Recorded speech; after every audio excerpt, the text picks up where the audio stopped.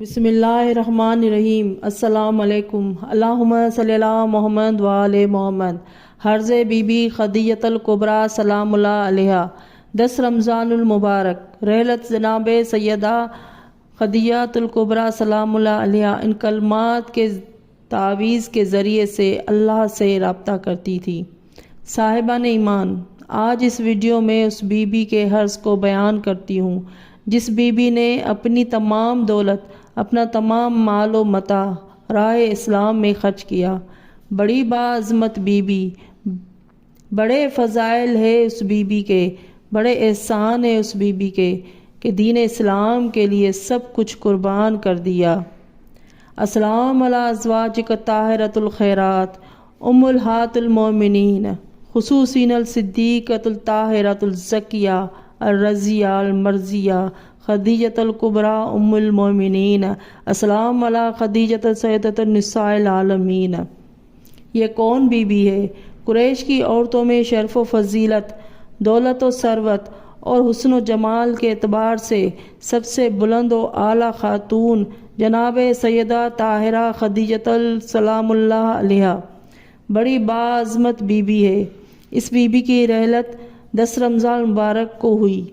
مومنین اور مومنات کے لیے 2 حرز بیان کرتی ہوں جسے سید ابن طاؤس رحمۃ اللہ علیہ نے اپنی کتاب محج الدعوات میں لکھی ہے۔